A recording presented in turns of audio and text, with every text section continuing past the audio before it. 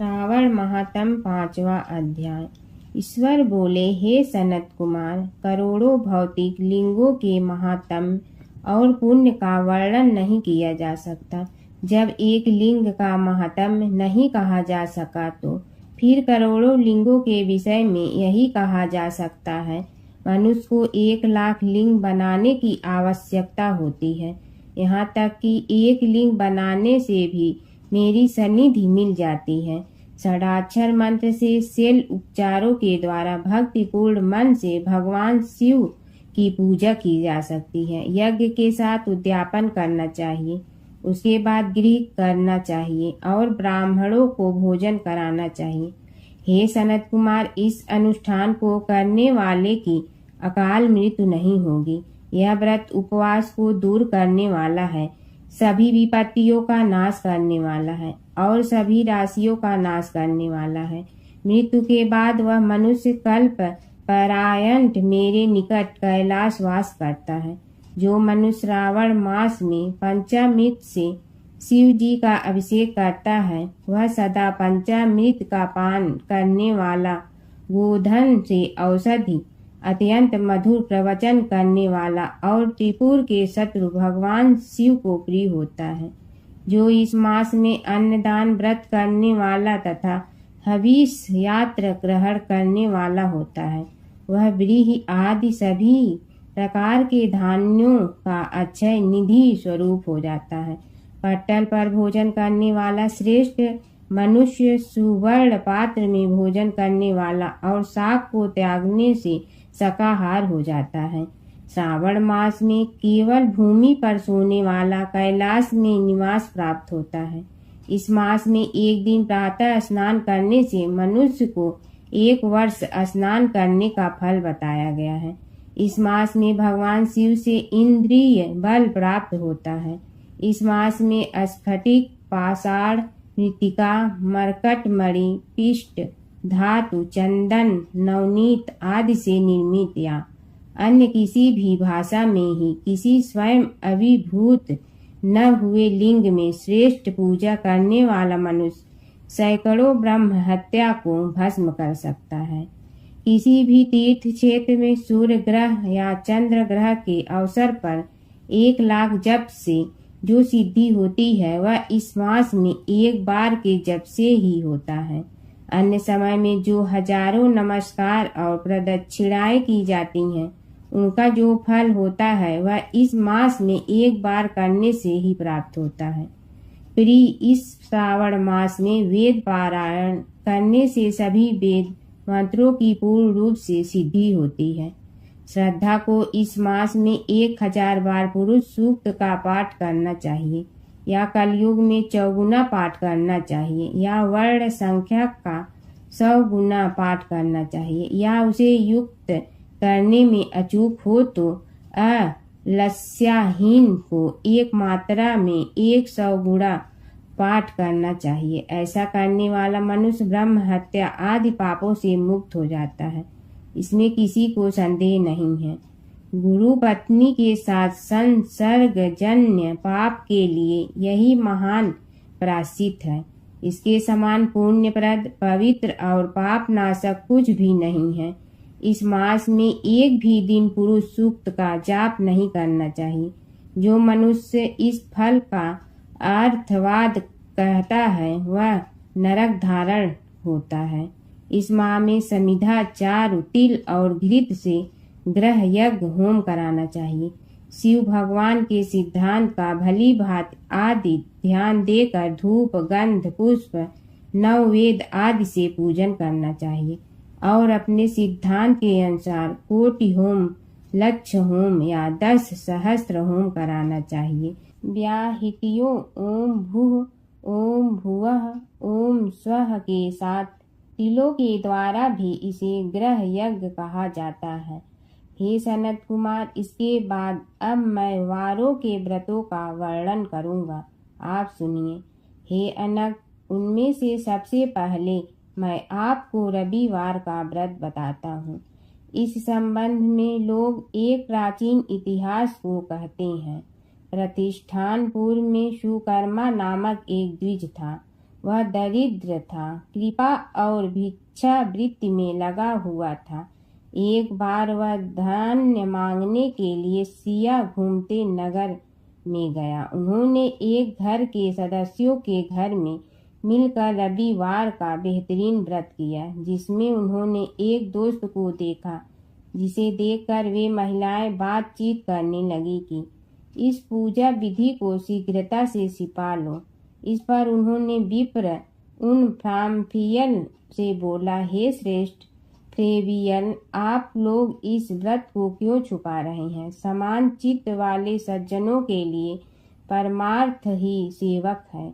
मैं दरिद्रता और दुखी हूँ। इस श्रेष्ठ व्रत को मैंने भी सुना है। मूल रूप से आप लोग इस व्रत का विधान और फल स्पष्ट रूप से बताएं। स्त्री बोली, हे द्विज, इस व्रत के करने में आप उन्मादी होकर प्रमाद करेंगे या भूल जाएंगे या इसकी प्रति अभक्ति या अनास्था धारण करेंगे। असल में आपको यह व्रत कैसे बताएं? उनकी यह हैरान कर देने वाली बात थी कि जो एक पौरुष स्त्री थी, उसने ब्राह्मण व्रत की विधि बताई। हे ब्राह्मण, श्रावण मास में शुक्ल पक्ष के प्रथम रविवार को मौन रखकर शीतल जल से स्नान करें। उसके बाद अपना नित्य कर्म करके पान के एक शुभ दल पर रक्त चंदन से सूर्य के समान पूर्ण ज्वालामुखी 12 ज्वालामुखी वाला सुंदर मंडल, उस मंडल में रक्त चंदन से युक्त सूर्य का पूजन करें।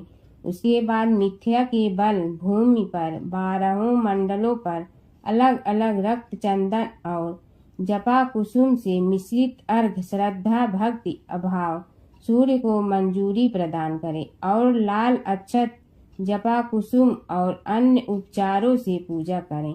बाद में मिश्री से युक्त नारिकेल के बीज का नैवेद्य निश्चिंत होकर आदित्य मंत्रों से सूर्य की स्तुति करें और श्रेष्ठ 12 मंत्रों से 12 नमस्कार और प्रदक्षिणाएं करें। उसके बाद 6 तंतुओं से निर्मित सूत्र में 6 पाठ दिवेश सूर्य को अर्पण करके उन्हें अपने गले में बांधें और पुनः 12 फल से युक्त वायन ब्राह्मण को प्रदान करें।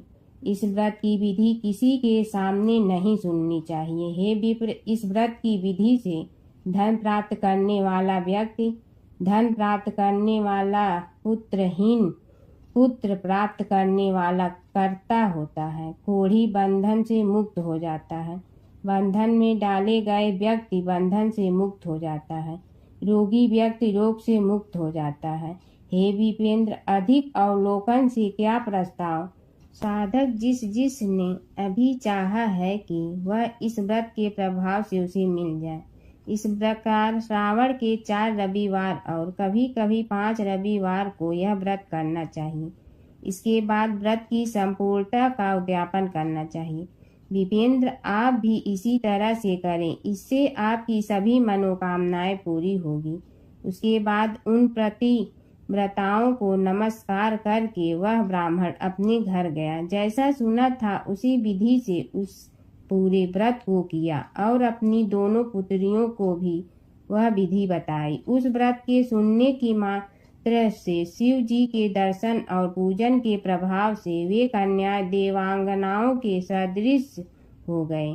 उसी समय ब्राह्मण के घर में लक्ष्मी जी का आगमन हुआ और वे अनेक उपाय तथा निमित्तों से धनवान हो गए। किसी दिन उस नगर के राजा ने ब्राह्मण के घर से निकलने वाले रास्ते से निकलने में लगने वाला समय की विंडो में दोनों सुंदर और अद्भुत कन्याओं को देखा। त्रिलोकों में कमल, चंद्रमा आदि जो भी सुंदर देवता हैं, वे दोनों कन्याएं अपने शरीर की दीक्षा से तिरस्कृत कर रही हैं। उन्हें देखकर राजा मोहित हो गए और क्षण भर के लिए स्मारक चिन्ह हो गए।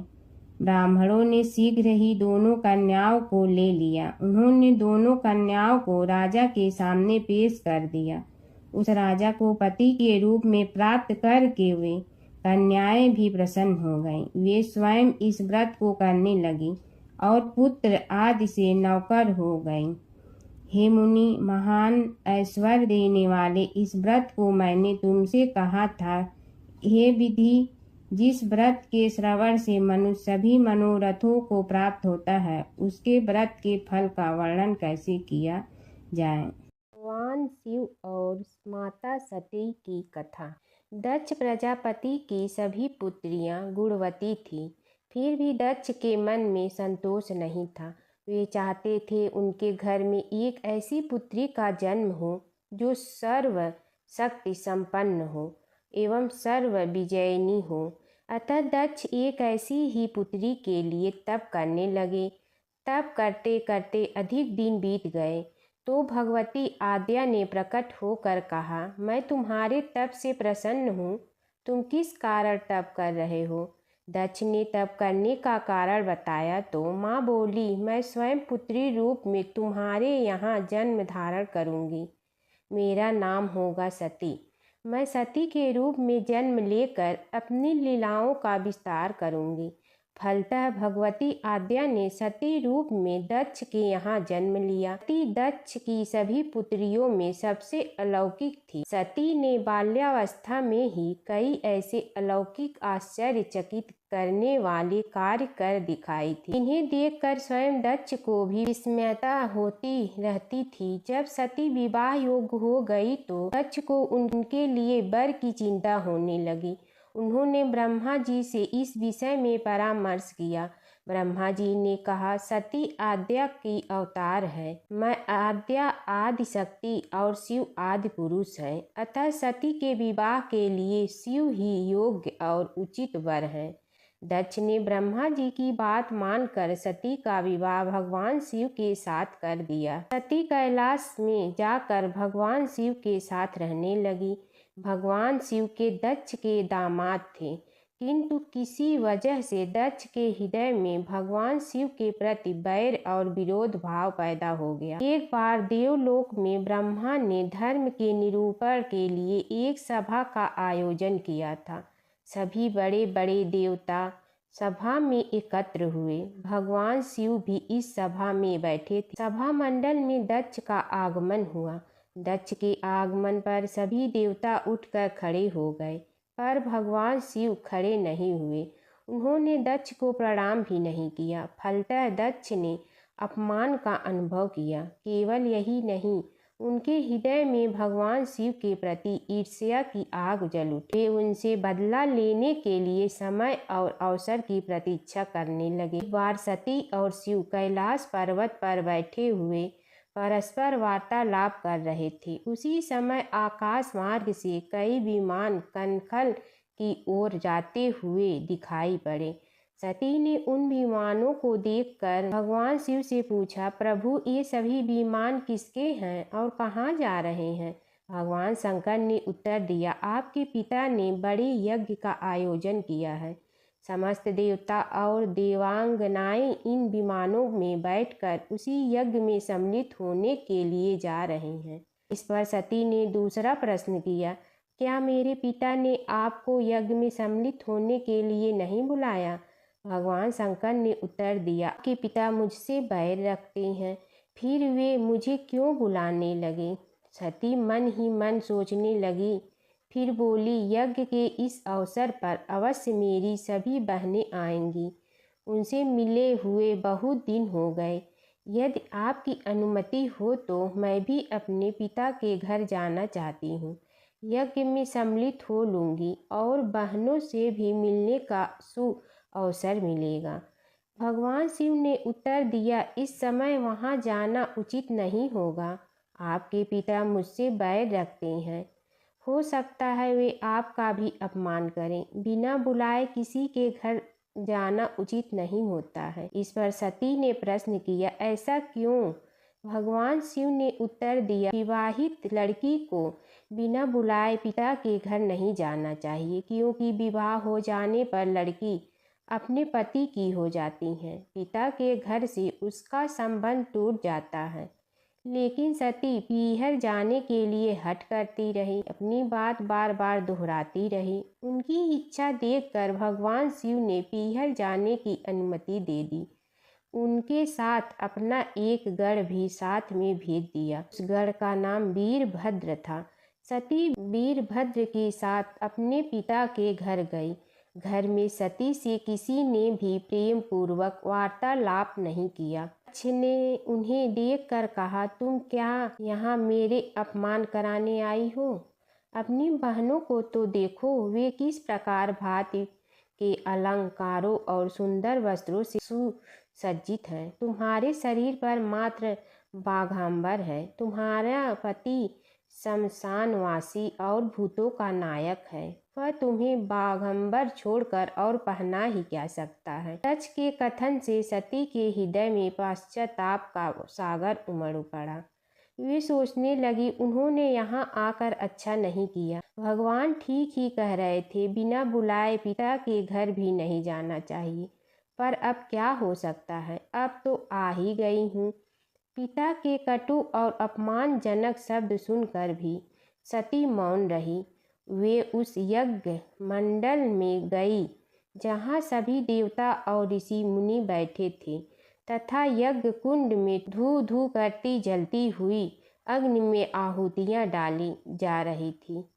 सती ने यज्ञ मंडप में सभी देवताओं के तो भाग देखे, किंतु भगवान शिव का भाग नहीं देखा। वे भगवान शिव का भाग न देखकर अपने पिता से बोली, पितृ श्रेष्ठ, यज्ञ में तो सबके भाग दिखाई पड़ रहे हैं, किंतु कैलाशपति का भाग नहीं है। आपने उनका भाग क्यों नहीं रखा?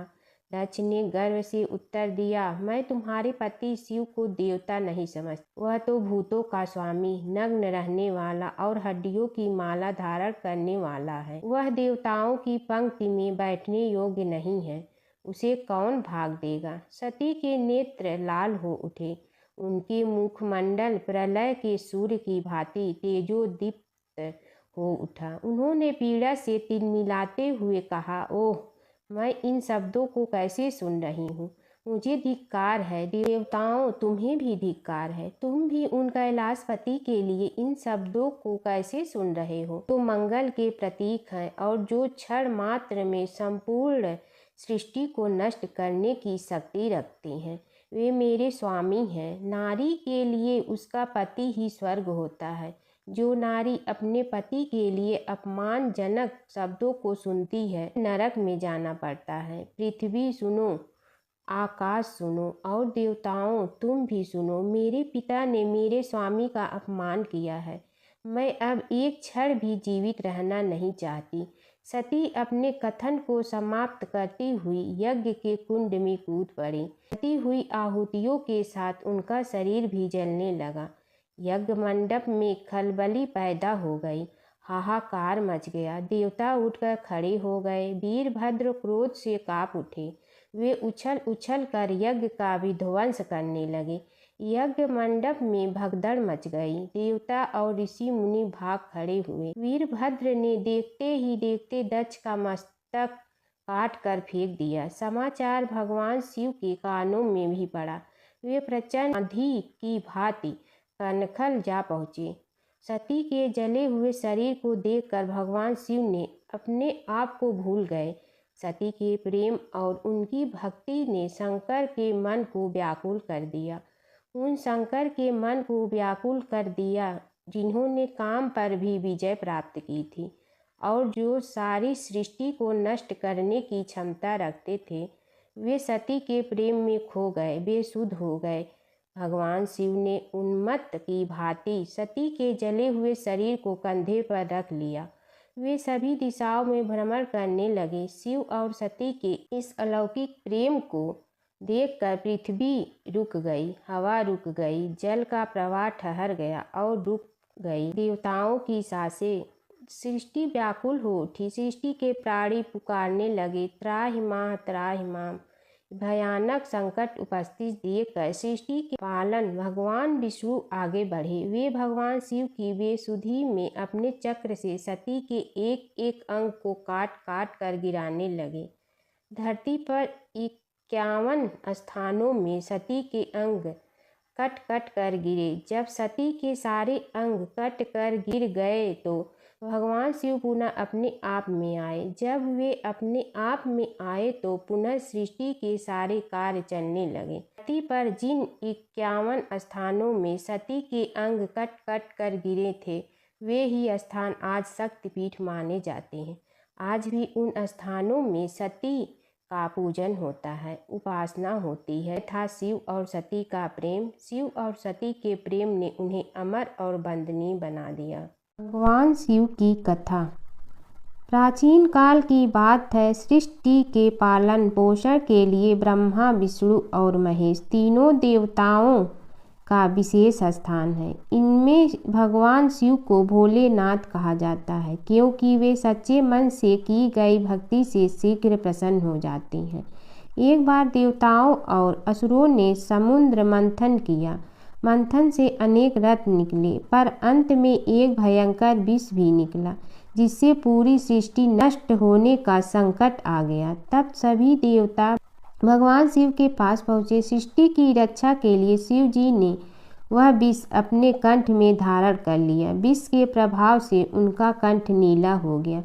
तभी से वे नीलकंठ कहलाए। माता पार्वती ने विष को कंठ से नीचे न जाने दिया, जिससे शिव जी की रक्षा हुई। इस महान त्याग से शिव जी ने यह संदेश दिया कि दूसरों की भलाई के लिए त्याग करना ही सच्चा धर्म है। भगवान शिव ध्यान, तपस्या और वैराग्य के प्रतीक है। वे कैलाश पर्वत पर निवास करते हैं, भस्म धारण करते हैं और गले में नाग रखते हैं। उनका डमरू सृष्टि की ध्वनि का प्रतीक है और त्रिशूल शक्ति व संतुलन का। भगवान शिव और कृष्ण जी की कथा हिंदू धर्म में महत्वपूर्ण स्थान रखती है। ये कथाएं अक्सर एक दूसरे से जुड़ी हैं, जिनमें शिव को कृष्ण का भक्त और कृष्ण को शिव का आराध्य बताया गया है। पुराणों में शिव और कृष्ण के कई लीलाओं का वर्णन है। कृष्ण के दर्शन के लिए शिव का साधु वेश में गोकुल जाना। एक पौराणिक कथा के अनुसार भगवान शिव एक साधु का वेश धारण करके गोकुल में कृष्ण के दर्शन के लिए गए थे। मैया यशोदा ने उन्हें भिक्षा देने के लिए आई, लेकिन शिव ने कृष्ण के दर्शन के अलावा कुछ भी स्वीकार करने से इनकार कर दिया। यशोदा ने पहले तो मना कर दिया, लेकिन बाद में पूर्णमासी काकी के समझाने पर उन्होंने कृष्ण को साधु के सामने प्रकट किया। शिव ने कृष्ण के दर्शन किए और उनके चरणों की छाप छोड़कर चले गए। यशोदा और नंद राय समझ गए कि यह कोई साधारण साधु नहीं था, बल्कि कोई दिव्य पुरुष था। नारद मुनि का घमंड। एक बार नारद मुनि को अपने ज्ञान और भक्ति पर घमंड हो गया। कृष्ण ने नारद मुनि की परीक्षा लेने के लिए उन्हें एक गांव में भेजा, जहां एक महिला अपने पति के बीमार होने पर बहुत दुखी थी। नारद मुनि ने महिला को समझाया कि वह भगवान से प्रार्थना करे, लेकिन महिला ने कहा कि वह अपने पति को कष्ट में नहीं देख सकती। तब नारद मुनि ने राधा से मिलने का फैसला किया। राधा ने नारद मुनि को चरणामृत दिया और कहा कि वह इसे अपने पति को दे। नारद मुनि ने जब राधा से चरणामृत लिया तो उन्हें एहसास हुआ कि राधा का प्रेम कृष्ण के प्रति सबसे महान है। इस घटना के बाद नारद मुनि का घमंड चूर चूर हो गया। नारद मुनि और कृष्ण की लीला। नारद मुनि अक्सर कृष्ण की लीलाओं में शामिल होते थे। एक बार नारद मुनि इंद्र के दरबार से द्वारका जा रहे थे। रास्ते में उन्होंने पारिजात वृक्ष का एक फूल लिया और कृष्ण को दे दिया। कृष्ण ने वह फूल रुक्मिणी को दे। नारद मुनि ने देखा कि कृष्ण ने वह फूल रुक्मिणी को दिया तो उन्हें बहुत खुशी हुई। एक बार अपने पुत्र के खातिर भगवान शिव और श्री कृष्ण के बीच छिड़ गया था प्रलयंकारी युद्ध। भगवान शिव जहाँ प्रलय के देवता हैं, वहीं श्री कृष्ण पालन करता। दोनों के कारण ही यह जगत सुचारू रूप से चल रहा है और दोनों महाशक्तिशाली हैं। लेकिन कभी आपने सोचा है कि अगर कभी दोनों में युद्ध हुआ तो उसका इस संसार पर क्या असर पड़ेगा और दोनों में से विजयी कौन होगा? चलिए जानते हैं एक पौराणिक कथा जहां इन दोनों के भयंकर युद्ध का वर्णन मिलता है। पौराणिक कथा के अनुसार एक बार राजा बलि के सबसे बड़े पुत्र बाणासुर ने शिवपुत्र कार्तिकेय की सुंदरता से मोहित होकर भगवान शिव का पुत्र बनने की इच्छा जताई। उसने भगवान शिव की कठोर तपस्या की, जिसके बाद शिव जी ने उसे अपने पुत्र के रूप में स्वीकार कर लिया। एक समय ऐसा आया जब बाणासुर की पुत्री उषा को श्री कृष्ण के पुत्र अनिरुद्ध से प्रेम हो गया। उषा की मायावी मित्र अप्सरा चित्रलेखा ने अनिरुद्ध और उषा का गंधर्व विवाह करा दिया। जब बाणासुर को यह बात पता चली तो उसने अनिरुद्ध का अपहरण कर उसे अपना बंदी बना लिया। फिर क्या था, श्री कृष्ण ने अपनी पूरी सेना के साथ बाणासुर की नगरी पर धावा बोल दिया। श्री कृष्ण और बाणासुर का युद्ध। बाणासुर श्री कृष्ण की नारायणी सेना से अकेले नहीं लड़ सकता था, इसलिए उसने भगवान शिव से मदद मांगी।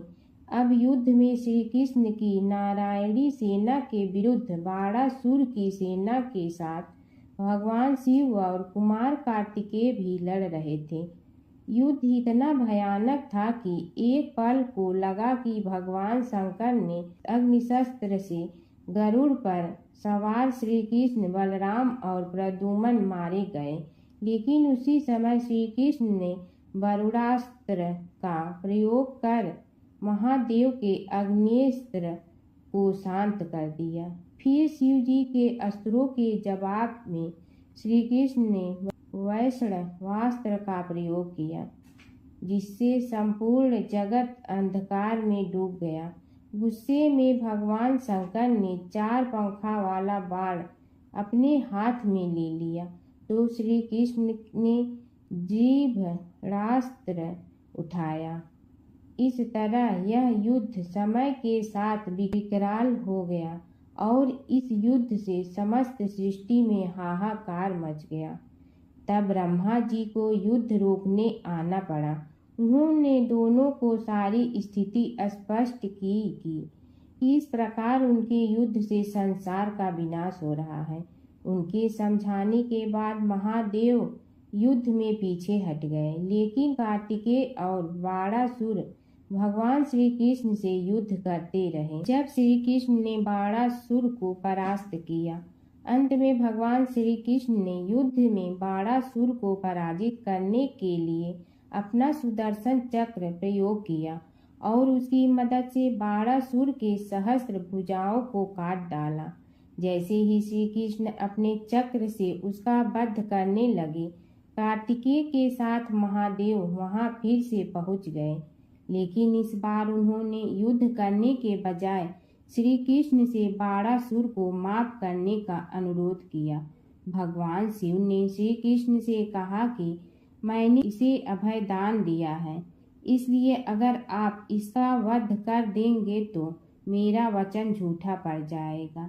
शिव जी के ऐसा कहने पर श्री कृष्ण ने बाणासुर को क्षमा कर दिया और अनिरुद्ध, उषा सहित अपनी पूरी सेना लेकर वहां से चल दिए। बाणासुर को आज भी अजर अमर माना जाता है और बाद में भगवान शिव के उसे अपने गढ़ों में शामिल कर लिया। जमुना की कहानी। प्राचीन समय में एक गांव था जिसमें 2 बहनें रहा करती थी। एक बहन का नाम गंगा था तो दूसरी बहन का नाम जमुना था।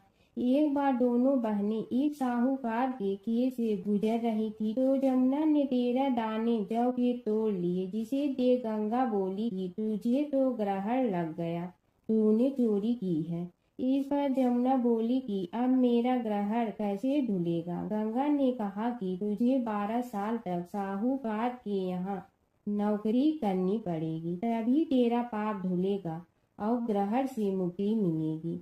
जमुना साहूकार के यहाँ नौकरी के लिए जाती है और अपने लिए काम मांगती है। साहूकार उसे काम पर रख लेता है, लेकिन काम करने से पहले जमुना उसे कहती है कि मैं सारे काम करूंगी, लेकिन 4 काम नहीं करूंगी। जूठे बर्तन नहीं मांजूंगी, झाड़ू नहीं लगाऊंगी, बिस्तर नहीं बिछाऊंगी और दिया नहीं जलाऊंगी। 12 साल के बाद कुंभ का मेला लगा तो साहूकारनी भी कुंभ नहाने जाने लगी। यमुना ने उसे जाते देख कहा कि कुंभ के मेले में मेरी बहन गंगा मिलेगी तो उसे यह सोने का टक्का दे देना, इससे वह अपने हाथों में सुंदर चूड़ियां पहन लेगी। साहूकारनी ने कुंभ के मेले में गंगा को वह सोने का टका दे दिया। गंगा ने उनसे वह टका लेते हुए कहा कि मेरी बहन को कहना कि उसके 12 वर्ष पूरे हो गए हैं, अब वह वहां वापिस आ जा। साहूकार व साहूकारनी वापिस घर आए तब जमुना मटके में पानी भर रही थी। दोनों जमुना से बोले कि हमने सोने का वह टका तेरी बहन गंगा को दे दिया था और उसने कहा है कि तेरे 12 वर्ष पूरे हो गए हैं, इसलिए अब तुम वापिस जाओ। यह समाचार सुनते ही जमुना सहस्त्र धारा में बदल गई और बहने लगी। जमुना जी का यह रूप देखकर साहूकार और साहूकारनी परेशान हो गई थी। हमारे घर में जमुना माता ने काम किया, हमें तो अब ग्रहण लग गया है, हम यह ग्रहण कैसे उतारेंगे। जमुना भागकर गंगा माता के पास चली गई। गंगा ने जमुना से पूछा कि तुम साहूकारनी से कुछ कहकर आई हो या ऐसे ही बिना बताए आ गई। तब जमुना बोली कि मैं तो कुछ भी बताकर नहीं आई हूँ। गंगा ने कहा कि जा उन्हें धीरज दे आ, नहीं तो उन्हें जीवन भर असंतोष ही रहेगा। गंगा के कहने पर जमुना माता ने साहूकारनी को सपने में दर्शन दिए और कहा कि तुम दोनों उल्टे माथे क्यों पड़े हो, जाओ उठकर खाओ पियो। तब दोनों बोले कि हम कैसे उठे, हमें तो ग्रहण लगा है, क्योंकि हमने उल्टे सीधे और पता नहीं कितने नीच कार्य आपसे कराए हैं। तब जमुना जी बोली कि तुम्हें ग्रहण नहीं लगा है, ग्रहण तो मुझे लगा था कि मैंने तुम्हारे खेत से 13 दाने जौ के चुराए थे। मैं तो अपना ग्रहण उतारने तुम्हारे घर आई थी। मेरा ग्रहण तुम्हारे घर में 12 वर्ष तक रहने से उतर गया है और मेरी मुक्ति हो गई है। जमुना जी ने कहा कि तुम्हें कोई ग्रहण नहीं लगा है, उल्टे मेरे 12 वर्ष तक यहाँ रहने से तुम्हारी भी मुक्ति हो गई है। यह कहकर जमुना जी स्वप्न से चली गई। दोनों उठकर देखते हैं कि उनके घर में पहले से भी अधिक धन हो गया है। हे जमुना माता, जैसे आपने साहूकार व साहूकारनी की मुक्ति कराई, वैसे ही आप अपने सभी भक्तों की करना। नगर बसेरे की कहानी। किसी गांव में एक भाट व एक जाट रहता था। दोनों में घनिष्ठ मित्रता थी। एक बार जाट अपनी बहन के घर जाने को तैयार हुआ तो भाट अपनी ससुराल जाने को तैयार हुआ।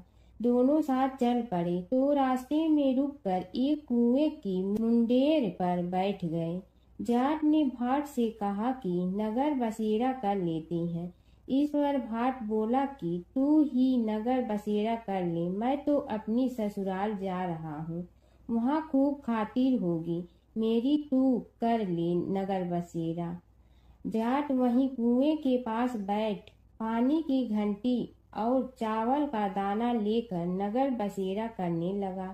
नगर बसेरा करने के साथ जाट कहने लगा कि नगर बसेरा जो करे सो मल धोवे पाँव, ताता माड़ा तापसी देगी मेरी माँ, माँ देगी मावशी तेगी द्वारका का वास, मीठा मीठा घास वृंदावन का वास, 5 कुल थी छठी रास, मेरी जीवड़ो श्री कृष्ण के पास। डालू पानी हो जाए घी, झट से निकल जाए मेरा जी। यह सब कर कर के वह जाट बहन के पास चल पड़ा। जाट की बहन ने भाई के आने पर उसकी खातिर की बूरा के साथ भाई को जिमाया। दोनों ने बैठकर ढेर सारी बातें की। इधर भाट अपने ससुराल पहुंचा तो वहां आग लगी हुई थी। आग बुझाने वह भी लग गया, जिसमें हाथ मुंह भी काले हो गए और खुद भी थोड़ा सुलझ गया। ना रोटी ना पानी के लिए ही किसी ने पूछा। एक पड़ोसन आई तो उसने भाट की सास को कहा कि जमाई आया है, जरा उस आओ भगत कर लो। बुढ़िया बोली कि सब कुछ तो जल गया है, अब कहाँ से आओ भगत करूं। तब पड़ोसन ने ही भाट को एक रोटी के साथ छाछ दी। उसने वही खाकर गुजारा किया। शाम को दोनों फिर घर की ओर चल पड़े और रास्ते में मिल गए और एक दूसरे का हाल पूछा। भाट बोला कि मेरी ससुराल में तो आग लगी हुई थी, आग बुझाते मैं खुद काला हो गया हूँ, ना रोटी मिली ना पानी। जाट बोला कि मेरी तो बहुत खातिर हुई। फिर बोला कि मैंने कहा था ना कि नगर बसेरा कर ले, अब कर ले। लेकिन भाट ने फिर मना कर दिया। कहने लगा कि चाहे रोटी दे या न दे, तेरी तो माँ है, दही चूरमा का पेड़ा धरा पाएगा। भाट ने फिर नगर बसेरा नहीं किया, जाट ने कर लिया। नगर बसेरा जो करे सो मल धोए पाँव, ताता माड़ा तापसी देगी मेरी माँ। माँ देगी मावशी देगी द्वारका का वास, मीठा मीठा घास वृंदावन का वास। 5 कुल थी छठी रास, मेरा जी बड़ो श्री कृष्ण के पास।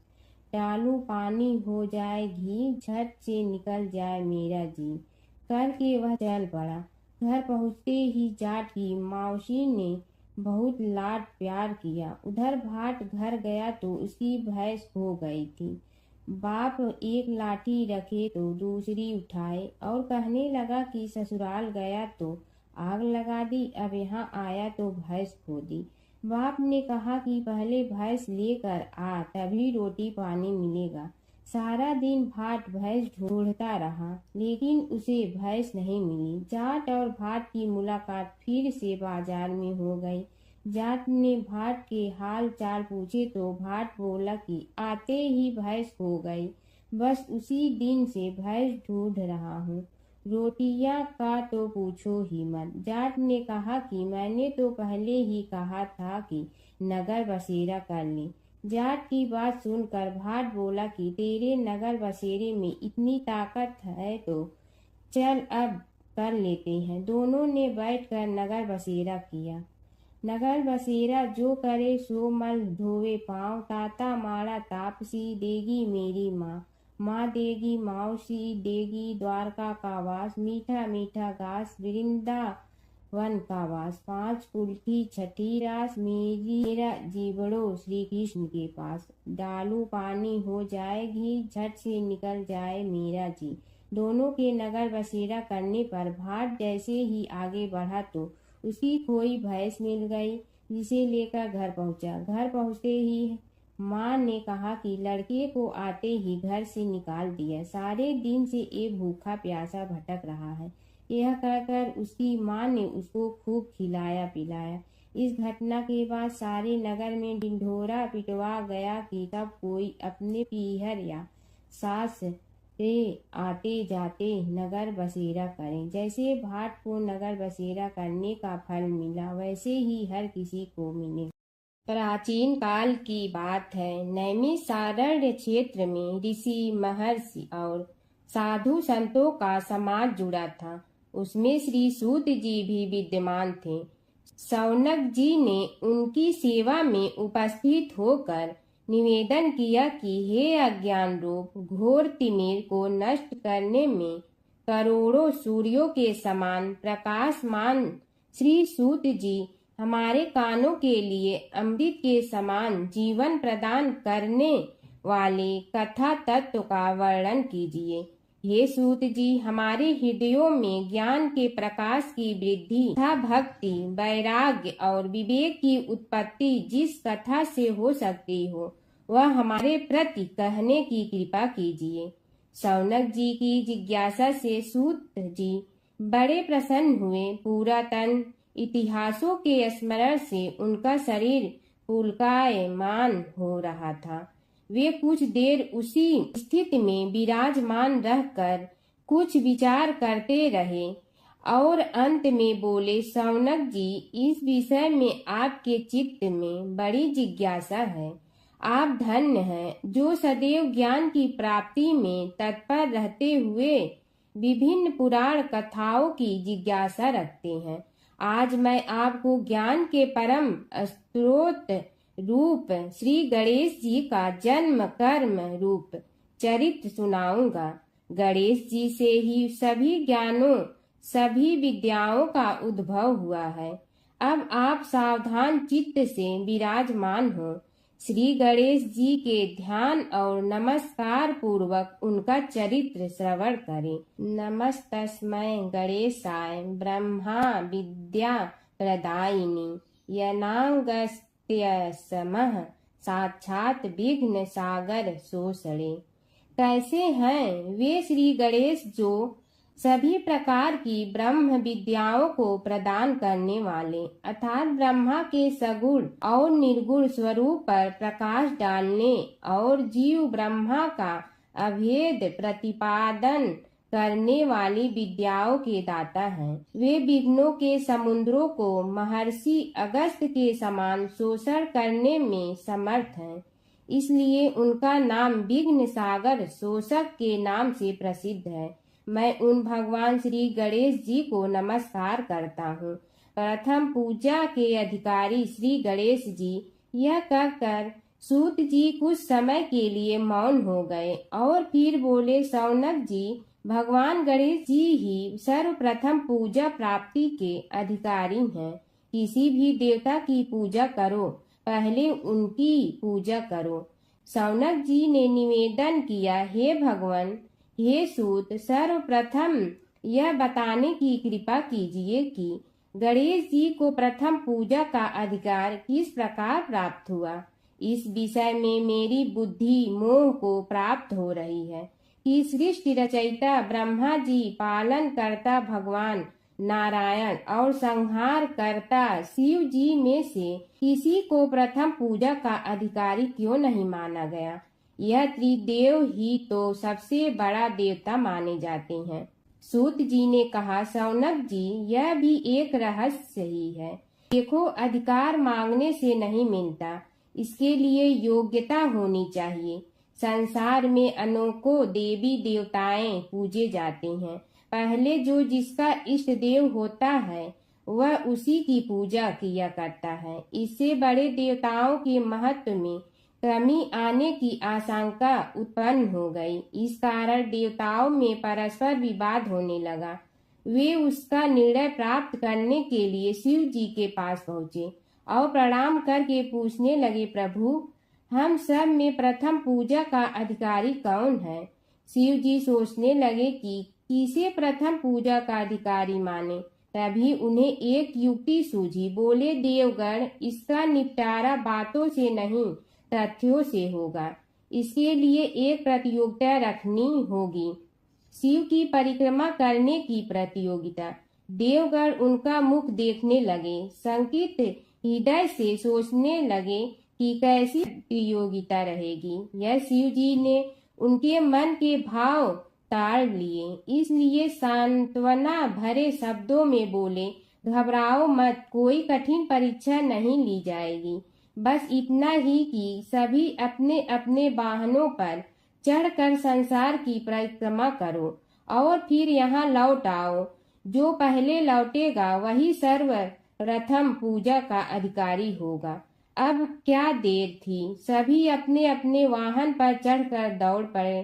किसी का वाहन गजराज था तो किसी का सिंह, किसी का भैंसा तो किसी का मृग, किसी का हंस तो किसी का उल्लू, किसी का अश्व तो किसी का श्वान। अभिप्राय यह है कि वाहनों को विविधता के दर्शन उस समय जितने भले प्रकार से हो सकते थे उतने अन्य समय में नहीं। सबसे गया बीता वाहन गणेश जी का था मूषक, उससे चूहा भी कहते हैं। ऐसे वाहन के बल भरोसे इस प्रतियोगिता में सफल होना तो क्या, सम्मिलित होना भी हास्यास्पद है। गणेश जी ने सोचा, छोड़ो, क्या होगा प्रतियोगिता में भाग लेने से, हम तो यहाँ बैठे रह कर ही तमाशा देखेंगे। वे बहुत देर तक विचार करते रहे। अंत में उन्हें एक युक्ति सूझी। शिव जी स्वयं ही जगदाता हैं, यह संसार उन्हीं का प्रतिबिंब है, तब क्यों न इन्हीं की परिक्रमा कर ली जाए। इनकी परिक्रमा करने से ही संसार की परिक्रमा हो जाएगी। ऐसा निश्चय कर उन्होंने मूषक पर चढ़कर शिव जी की परिक्रमा की और उनके समक्ष जा पहुँचे। शिव जी ने कहा, तुमने परिक्रमा पूर्ण कर ली? उन्होंने उत्तर दिया, जी हाँ। शिव जी सोचने लगे कि इसे तो यहीं घूमते हुए देखा, फिर परिक्रमा कैसे कर आया। देवताओं का परिक्रमा करके लौटना आरंभ हुआ और उन्होंने गणेश जी को वहां बैठे देखा तो माथा ठनक गया। फिर भी साहस करके बोले, अरे तुम विश्व की परिक्रमा के लिए नहीं गए? गणेश जी ने कहा, अरे मैं कब का यहाँ आ गया। देवता बोले, तुम्हें तो कहीं भी नहीं देखा। गणेश जी ने उत्तर दिया, देखते कहाँ से, समस्त संसार शिव जी में विद्यमान है। इनकी परिक्रमा करने से ही संसार की परिक्रमा पूर्ण हो गई। सूत जी बोले, शौनक, इस प्रकार गणेश जी ने अपनी बुद्धि के बल पर ही विजय प्राप्त कर ली। उनका कथन सत्य था, इसलिए कोई विरोध करता भी तो कैसे। बस उसी दिन से गणेश जी की प्रथम पूजा होने लगी। सूत जी बोले, हे शौनक जी, यह एक तथ्य है कि गणेश जी ही उसके पात्र हैं।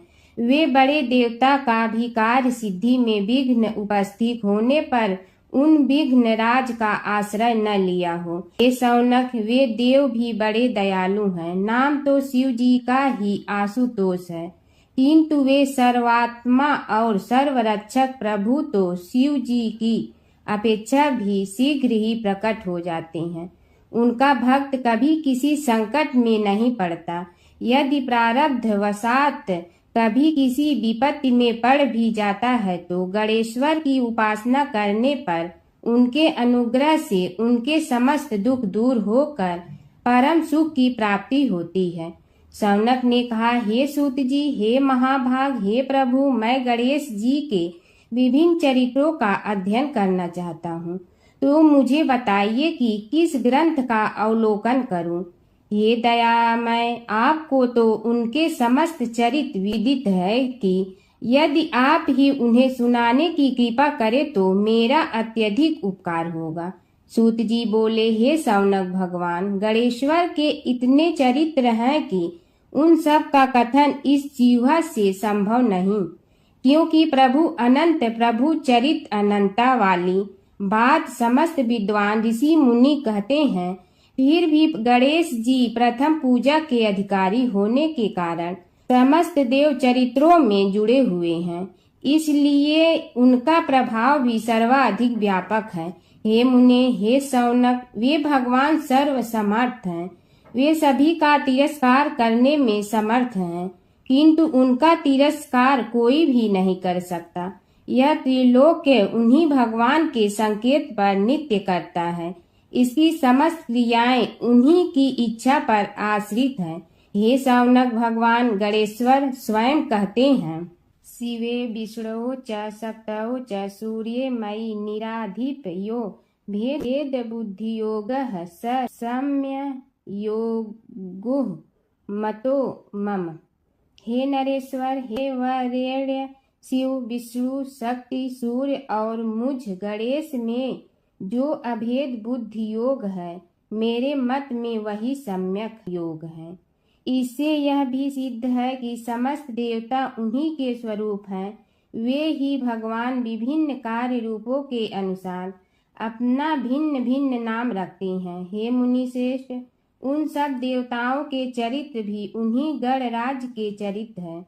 यद्यपि सब चरित्र एक ही ग्रंथ में मिलने में संभव नहीं है, फिर भी गणेश्वर के अनेकों प्रमुख चरित्रों का वर्णन गणेश पुराण में हुआ है। राजा सोमकांत का वृत्तांत कथन। शौनक जी ने पूछा, हे प्रभु, गणेश पुराण का आरंभ किस प्रकार हुआ, यह मुझे बताने की कृपा करें। इस पर सूत जी ने कहने लगे, हे शौनक, यद्यपि गणेश पुराण है तो बहुत प्राचीन, क्योंकि भगवान गणेश्वर तो आदि हैं। न जाने कब से गणेश जी अपने उपासकों पर कृपा करते चले आ रहे हैं। उनके अनंत चरित्र हैं, जिनका संग्रह एक महापुराण का रूप ले सकता है। उसे एक बार भगवान नारायण ने नारद जी को और भगवान ने शंकर और जगन जननी पार्वती जी को सुनाया था। बाद में वही पुराण संक्षेप रूप में ब्रह्मा जी ने महर्षि वेद व्यास को सुनाया और फिर व्यास जी ने महर्षि भृगु को सुनाया। भृगु ने कृपा करके सौराष्ट्र के एक राजा सोमकांत को सुनाया था। तब से वह पुराण अनेक कथाओं में विस्तृत होता रहा और अनेक कथाओं से रहित होता हुआ अनेक रूप में प्रचलित है। शौनक जी ने पूछा, भगवान, आप यह बताने का कष्ट करें कि राजा सोमकांत कौन था। उसने महर्षि से गणेश पुराण का श्रवण कहाँ किया था, उस पुराण के श्रवण से उसे क्या क्या उपलब्धियां हुई। हे नाथ, मुझे श्री गणेश्वर की कथा के प्रति उत्कंठा बढ़ती ही जा रही है। सूत जी बोले, हे शौनक, सौराष्ट्र के देवनगर नाम की एक प्रसिद्ध राजधानी थी। वहाँ का राजा सोमकांत था। वह अपनी प्रजा का पुत्र के समान पालन करता था। वह वेद ज्ञान संपन्न, शस्त्र विद्या में पारंगत एवं प्रबल प्रतापी राजा, समस्त राजाओं में मान्य तथा अत्यंत वैभवशाली था।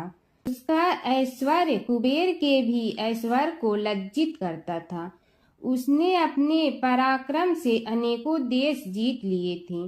उसकी पत्नी अत्यंत रूपवती, गुणवती, धर्माज्ञा एवं पतिव्रत धर्म का पालन करने वाली थी। वह सदैव अपने प्राणनाथ की सेवा में लगी रहती थी। उसका नाम सुधर्मा था। जैसे वह प्रतिव्रता थी, वैसे ही राजा भी एक पत्नी व्रता का पालन करने लगा। उसके हेमकांत नामक एक सुंदर पुत्र था। वह भी सभी विद्याओं का ज्ञाता और अस्त्र शस्त्रादि के अभ्यास में निपुण हो गया था।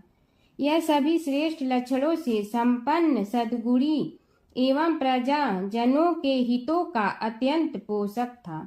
इस प्रकार राजा सोमकांत स्त्री, पुत्र, पशुवाहन, राज्य एवं प्रतिष्ठा आदि से सब प्रकार सुखी था।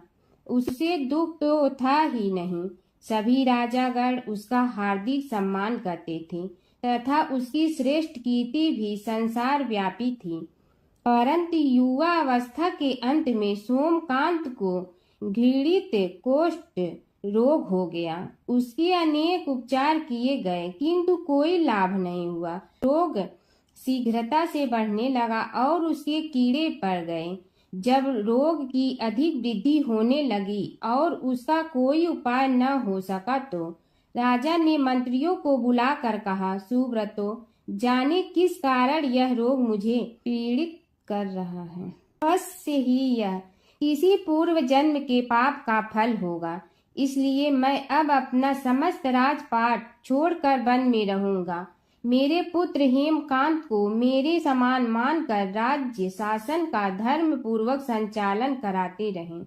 यह कहकर राजा ने शुभ दिन दिखवाकर अपने पुत्र हेमकांत को राज्य पद पर अभिषेक किया और अपनी पत्नी सुधर्मा के साथ निर्जन वन की ओर चल दिया।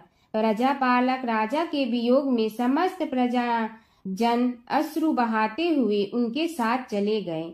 राज्य की सीमा पर पहुंचकर राजा ने अपने पुत्र, अमात्यगण और प्रजा जनों को समझाया, आप सब लोग धर्म के जानने वाले, श्रेष्ठ आचरण में तत्पर एवं सहृदय हैं। यह संसार तो वैसे भी परिवर्तनशील है। जो आज है वह कल नहीं था और आने वाले कल में भी नहीं रहेगा। इसलिए मेरे जाने से दुख का कोई कारण नहीं है।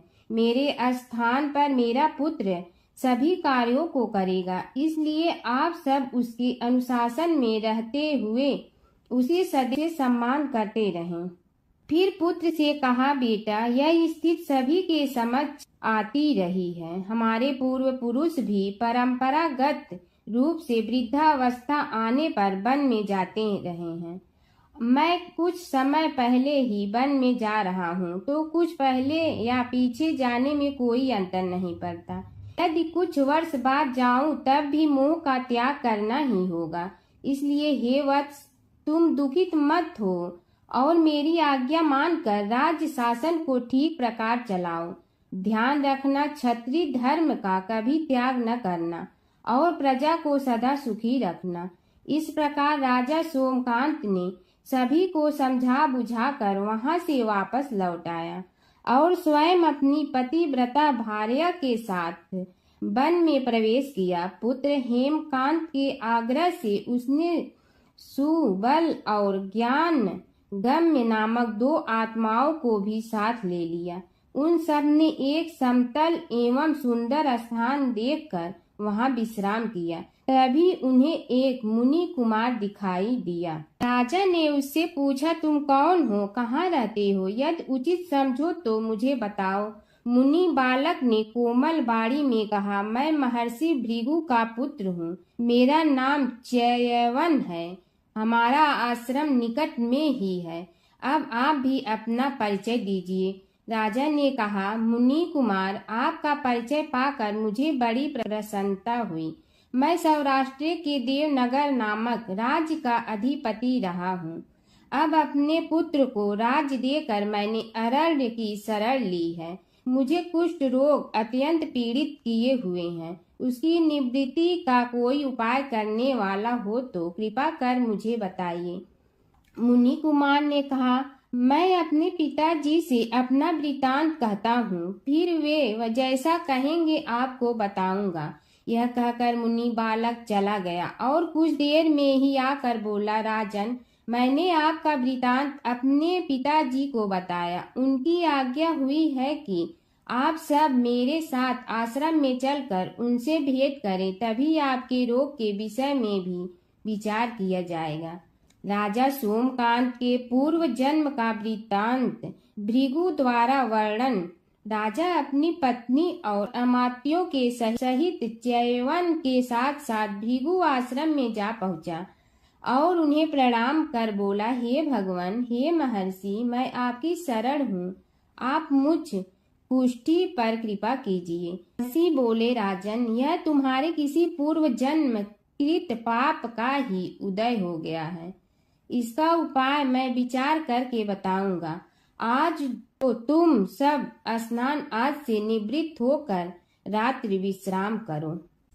महर्षि की आज्ञा अनुसार सबने स्नान भोजन आदि के उपरांत रात्रि व्यतीत की और प्रातः काल स्नान आदि नित्य कर्मों से निवृत्त होकर महर्षि की सेवा में उपस्थित हुए।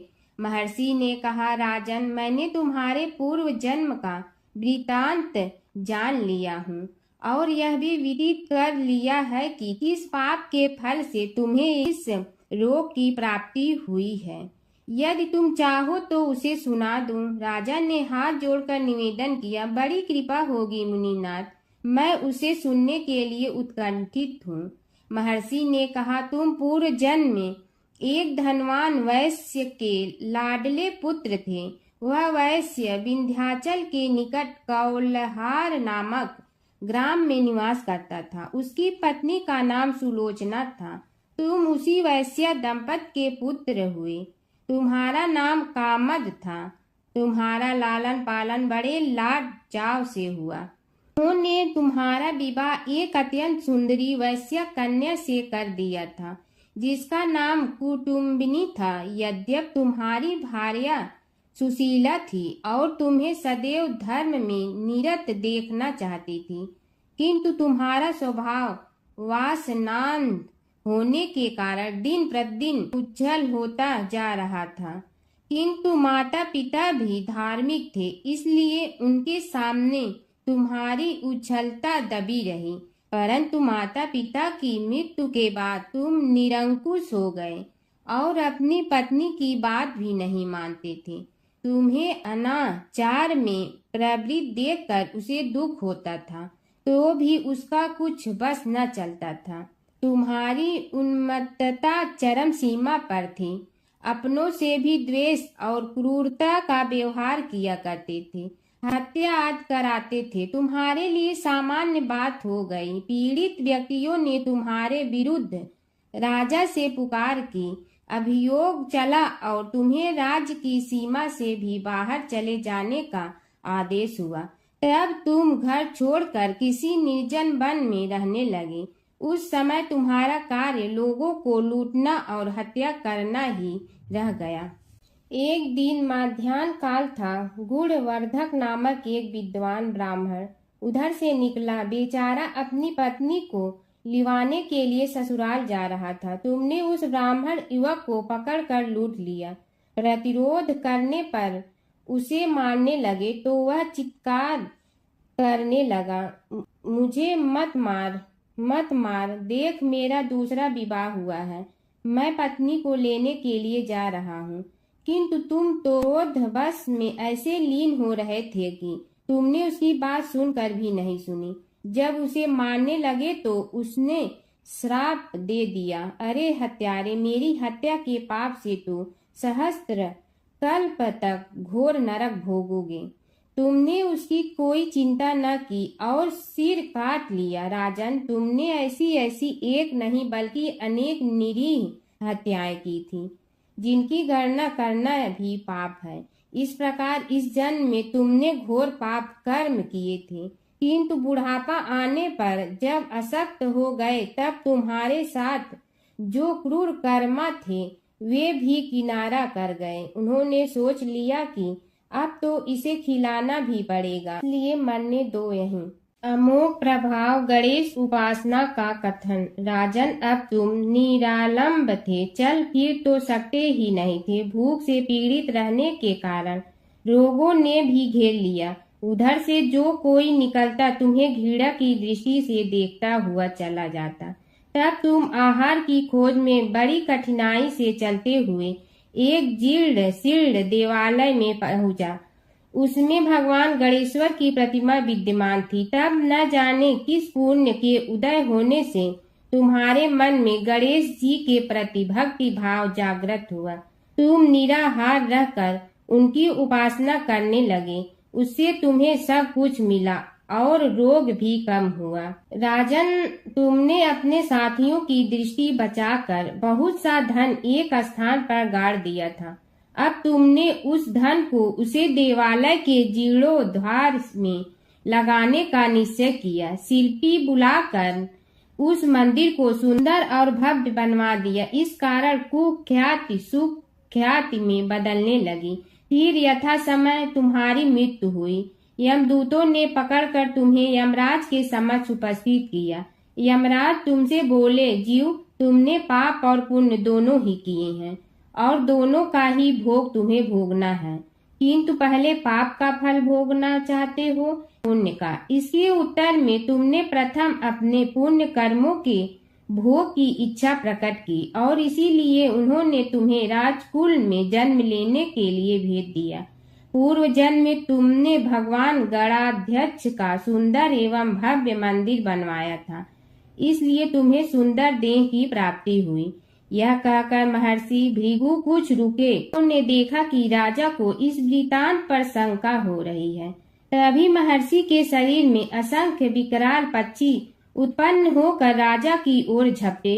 उनकी चोंच बड़ी तीक्ष्ण थी, जिनसे वे राजा के शरीर को नोच नोच कर खाने लगे। उसके कारण उत्पन्न असहनीय पीड़ा से व्याकुल हुए राजा ने महर्षि के समक्ष हाथ जोड़कर निवेदन किया, प्रभु, आपका आश्रम तो समस्त द्वेष आदि से परे है और यहाँ मैं आपकी शरण में बैठा हूँ। तब यह पक्षी मुझे आकर ही क्यों पीड़ित कर रहे हैं? हे मुनिनाथ, इनसे मेरी रक्षा कीजिए।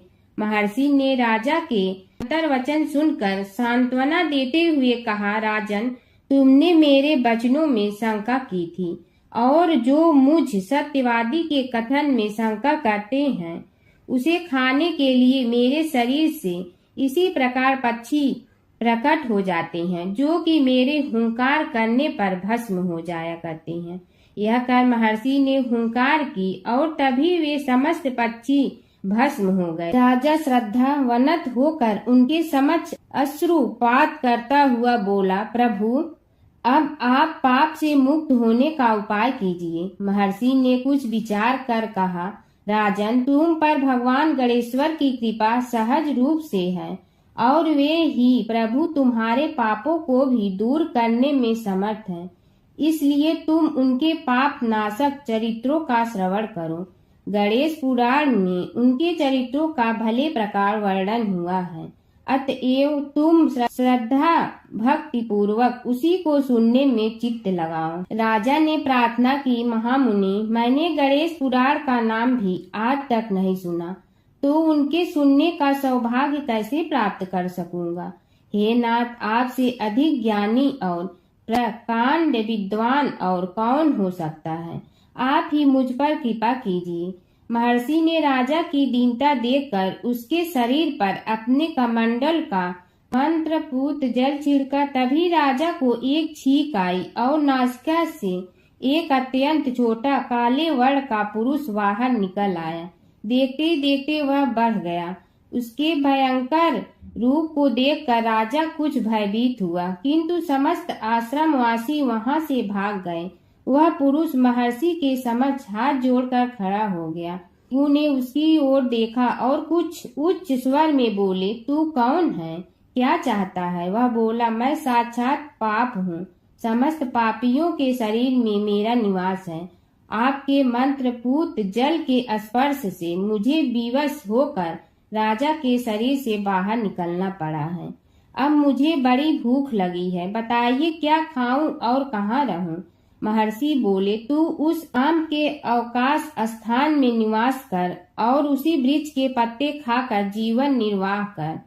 यह सुनते ही वह पुरुष आम के वृक्ष के पास पहुंचा, किंतु उसके स्पर्श मात्र से वह वृक्ष जलकर भस्म हो गया। फिर जब पाप पुरुष को रहने के लिए कोई स्थान दिखाई न दिया तो वह भी अंतर्हित हो गया। ये समय की बात है कि विष्णु भगवान का विवाह लक्ष्मी जी के साथ निश्चित हो गया। विवाह की तैयारी होने लगी। सभी देवताओं को निमंत्रण भेजे गए, परंतु गणेश जी को निमंत्रण नहीं दिया।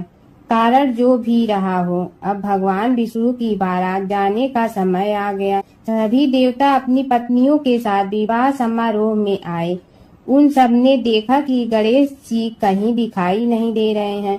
तब वे आपस में चर्चा करने लगे कि क्या गणेश जी को कोई न्योता नहीं दिया है या स्वयं गणेश जी ही नहीं आए हैं। सभी को इस बात पर आश्चर्य होने लगा। तभी सबने विचार किया कि विष्णु भगवान से ही इसका कारण पूछा जाए। विष्णु भगवान से पूछने पर उन्होंने कहा कि हमने गणेश जी के पिता भोलेनाथ महादेव को न्योता भेजा है। यदि गणेश जी अपने पिता के साथ आना चाहते हैं तो आ जाते, अलग से न्योता देने की कोई आवश्यकता भी नहीं थी। दूसरी बात यह है कि उनको 1.25 मन मूंग, 1.25 मन चावल, 1.25 मन घी और 1.25 मन लड्डू का भोजन दिन भर में चाहिए। यदि गणेश जी नहीं आएंगे तो कोई बात नहीं, दूसरे के घर जाकर इतना सारा खाना पीना अच्छा भी नहीं लगता। इतनी वार्ता कर ही रहे थे कि किसी एक ने सुझाव दिया, यदि गणेश जी आ भी जाए तो उनके द्वारपाल बनाकर बैठा देंगे कि आप घर की याद रखना। आप तो चूहे पर बैठकर धीरे धीरे चलोगे तो बारात से बहुत पीछे रह जाओगे। यह सुझाव भी सबको पसंद आ गया, तो विष्णु भगवान ने भी अपनी सहमति दे दी। होना क्या था कि इतने में गणेश जी वहां आ पहुंचे और उन्हें समझा बुझा कर घर की रखवाली करने बैठा दिया गया।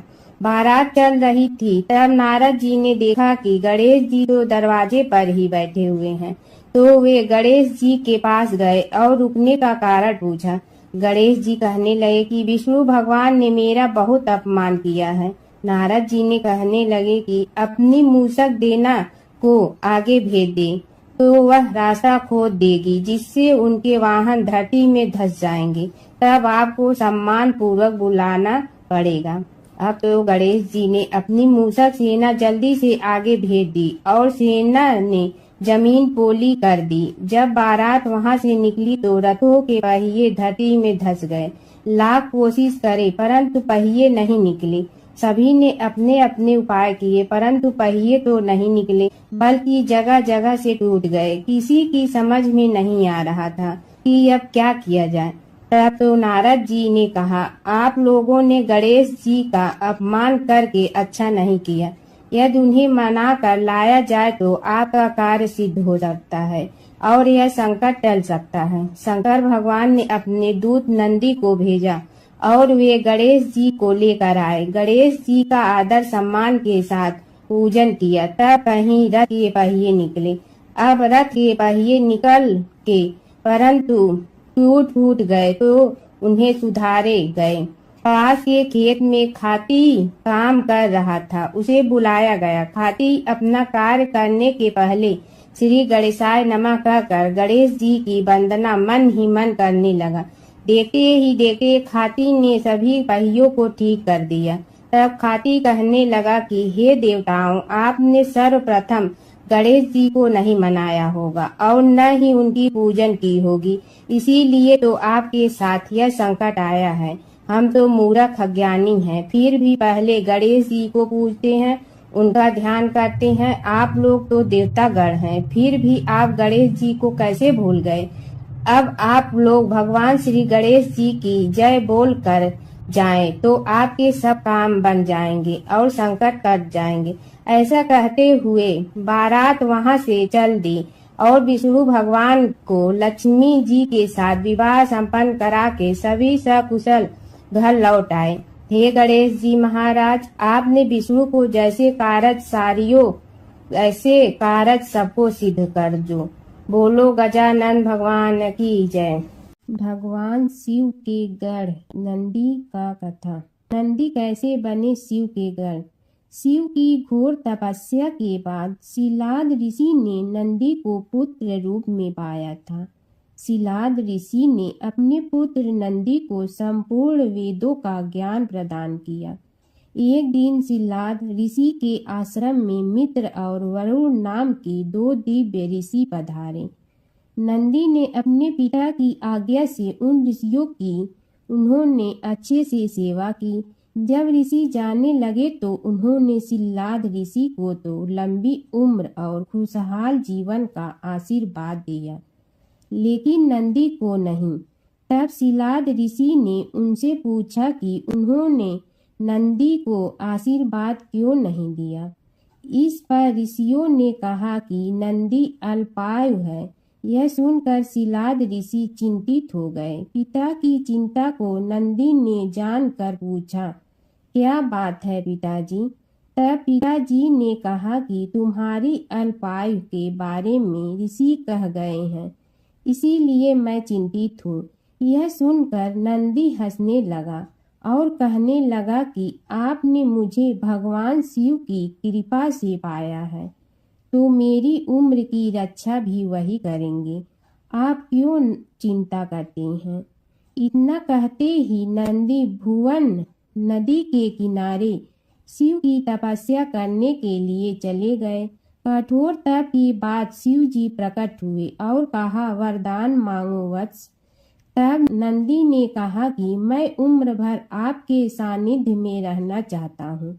नंदी के समर्पण से प्रसन्न होकर भगवान शिव ने नंदी को पहले अपने गले लगाया और उन्हें बैल का चेहरा देकर उन्हें अपने वाहन, अपना दोस्त, अपने गढ़ों में सर्वोत्तम के रूप में स्वीकार कर लिया। जय शिव ओंकारा प्रभु जय शिव ओंकारा, ब्रह्मा विष्णु सदाशिव अर्धांगी धारा।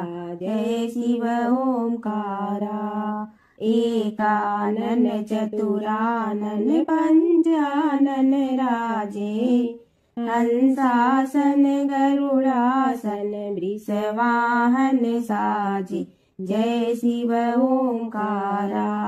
दो भुज चार चतुर भुज दस भुज अति सोहे तीनों रूप निरखते त्रिभुवन जन मोहे जय शिव ओंकारा।